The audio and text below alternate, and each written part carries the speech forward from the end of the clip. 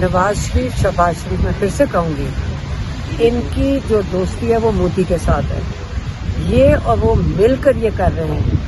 अगर ये पाकिस्तान के खैरख्वाह होते या पाकिस्तान की फिक्र में कोई काम कर रहे होते तो इस वक्त सबसे पहले ये खुद इमरान खान के पास जाते कि बमबारी हो रही है हमारे लोगों पे, आप बाहर आके हमारे साथ बैठ के मुल्क के दिफा या मुल्क के दिफा के बारे में सोचते हैं। ये तो कहीं पे भी, ये तो आप अकल बताती है कि वो सियासी कैदी है, 2 सेकंड में निकल सकते हैं, लेकिन उल्टा उसको मजीद बंद कर रहे हैं। आपका ख्याल है ये इसके लिए कोई, हर एक बंदे को समझ आ रही है कि या तो ये जंग झूठी है, या तो ये जंग झूठी है। अगर ये ईमान वाले होते तो इमरान खान को निकाल देते। इसका मतलब ये जंग इसी से समझ आ रही है कि ये जंग फेक है, ये मोदी और नवाज शरीफ का साजिशी प्लान है, लंदन प्लान 2 है। ये पाकिस्तान भारत मामला या कशीदगी का तल्लुक है, तो इस वक्त तक हिंदुस्तान ने जिस तरह जारियत किया है, जिस तरह उसने अपनी बर्तरी साबित करने की कोशिश की है, हमारे लिए बड़ा अफसोस का मकाम है कि हिंदुस्तान को वो मुंह तोड़ जवाब नहीं दिया जा सका। हिंदुस्तान को जो मुंह तोड़ जवाब दिया जाना चाहिए था, हिंदुस्तान ने 70-80 किलोमीटर का एरिया क्रॉस करके मुजफ्फराबाद शहर के अंदर स्ट्राइक किया, हिंदुस्तान ने बहावलपुर के अंदर स्ट्राइक किया, हिंदुस्तान ने मुरीदकी के अंदर आके स्ट्राइक किया, पाकिस्तान के इतने अंदर बंदोबस्ती इलाके पिंडी तक आ गई है स्ट्राइक किया। और आज हिंदुस्तान ना तो बॉर्डर एरिया पे रहा, हिंदुस्तान 600 किलोमीटर की एरिया क्रॉस करके रावलपिंडी छावनी के अंदर आके उस पर ढूंढ गिर रहे हैं, लाहौर छावनी के अंदर गिर रहे हैं, चकवाल के अंदर गिर रहे हैं, कराची के अंदर गिर रहे हैं। भाई हम कहाँ जा चुके हैं? हिंदुस्तान अपनी बर्तरी साबित करना चाह रहा था, जो वो इस वक्त दुनिया को अपनी बर्तरी साबित कर रहा है, और इसको जिस वक्त तक मुंह तोड़ जवाब नहीं दिया जाएगा उस वक्त तक हिंदुस्तान इस इलाके का चौधरी बनना चाहता है, और वो चौधरी बन जाएगा अगर इस तरह हमने उसको मुंह तोड़ जवाब न दिया। और हमारा तो जो कौम के ऊपर, जो मुराल के ऊपर जो असर पड़ेगा वो तो इंतहाई मंफी पड़ेगा। केस था अलकादर वाला जिसमें उनकी बेल होनी है, और वो हमारे लॉयर्स कहते हैं कि आधे घंटे का फैसले की बात है, सिर्फ लगाने की बात है। हम इसलिए कोर्ट में इतनी देर बैठे हुए ताकि हम वो फाइल को ऊपर नीचे जो जा रही है, जो वो चीज़ें कि हम फाइल के पीछे पीछे थे गए कि जब इंशाल्लाह हम फाइल को इंशाल्लाह चीफ जस्टिस की मेज तक पहुँचा कर फिर सांस लेंगे। ये फाइल पीछे एक दफा गुम भी हो गई थी, फिर आप लोगों ने ढूंढी थी, ये वही फाइल है कि कोई और फाइल है? ये वो हमारी कंटेम्प्ट की जो कंटेम्प्ट ऑफ कोर्ट की फाइल है, जो मुलाकातों की बंद की हुई है, लेकिन वो भी फाइल हमने ढूंढ ली है।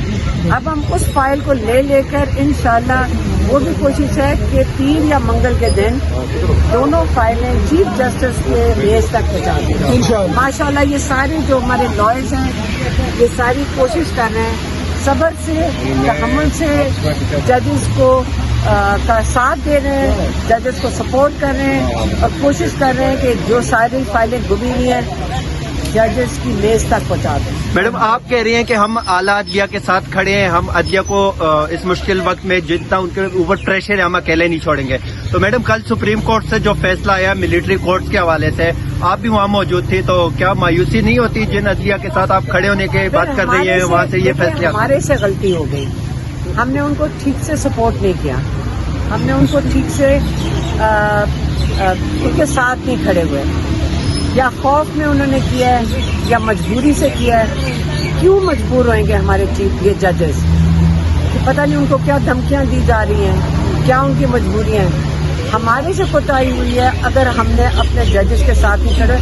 कैसे हो सकता है एक जज ऐसे फैसले दे? 5 जजों ने ऐसा फैसला दिया है कि जो क्या मजबूरी है उनकी कि उन्होंने क्या, हम इस काबिल ही नहीं है आपको इंसाफ देने के लिए, जो अवाम है हम इसको काबिल ही नहीं है इंसाफ देने के लिए।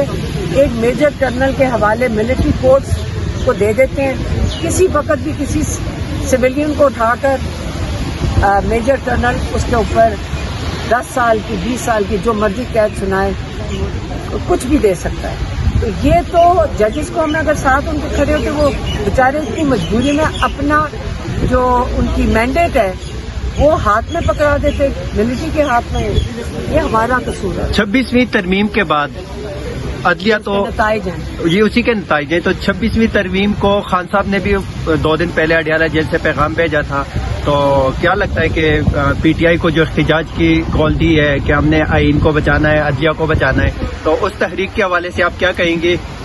देखें, इमरान खान कितनी दफ़ा कहा था कि जो 26वीं तरमीम लाई गई है, ये किसने लाई है? ये पूरा सिस्टम देखें कब से तबाही की तरफ जा रहा है। पहले आपका मैंडेट चोरी किया गया, फिर जो चोरी शुदा मैंडेट वाले बंदे थे जिनके पास अपना कोई वोट नहीं है, उसको जाके असेंबली में बैठा दिया गया।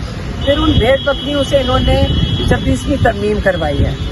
उस तरमीम के जरिए इन्होंने जजेस का, लेकिन बात तो शुरू हुई है जब आपका मैंडेट चोरी हुआ है, उधर से ये काम शुरू हुआ है। उनसे बेचारों से, जिन बेचारों के पास ये मजबूरी है कि उनका मैंडेट है ही नहीं और उनको वहाँ जाके असेंबलियों में बैठा दिया है, उन लोगों से इन्होंने ये काम करवाया है और उन लोगों से इन्होंने जजेस की तौहीन करवाई है। जजेस तो मजबूर हो गए इस चीज़ में। अब किस तरह जजेस को फंसाया हुआ है, क्या क्या, वो हमें नहीं पता, लेकिन कोई जज अपना मैंडेट उठाकर मेजर कर्नल को नहीं पकड़ाता। ये 26वीं तरमीम जिसको आप काला कानून कहते हैं, तो 26वीं तरमीम बनाने वाले, पास करवाने वाले जो हैं, उसी वजीर आजम ने कल असम्बली फ्लोर पे कहा कि हम इमरान खान से बातचीत के लिए तैयार हैं। आज अडियाला जेल के बाहर फिर पाकिस्तान तहरीक इंसाफ के MNAs जो इमरान खान से मुलाकात के लिए गए हैं, उनको फिर रोक दिया गया है। तो क्या लगता है कि ये हुकूमत या ये पार्लियामेंट इतना इख्तियार है इसके पास कि इमरान खान से बातचीत करेंगे? देखिए, नवाज शरीफ, शहबाज शरीफ, मैं फिर से कहूंगी, इनकी जो दोस्ती है वो मोदी के साथ है। ये और वो मिलकर ये कर रहे हैं। अगर ये पाकिस्तान के खैर ख्वाह होते या पाकिस्तान की फिक्र में कोई काम कर रहे होते तो इस वक्त सबसे पहले ये खुद इमरान खान के पास जाते कि बमबारी हो रही है हमारे लोगों पे, आप बाहर आके हमारे साथ बैठ के मुल्क के दिफा या मुल्क के दिफा के बारे में सोचते हैं। ये तो कहीं पे भी, ये तो आप अकल बताती है कि वो सियासी कैदी है, 2 सेकंड में निकल सकते हैं, लेकिन उल्टा उसको मजीद बंद कर रहे हैं। आपका ख्याल है ये इसके लिए कोई, हर एक बंदे को समझ आ रही है कि या तो ये जंग झूठी है, या तो ये जंग झूठी है।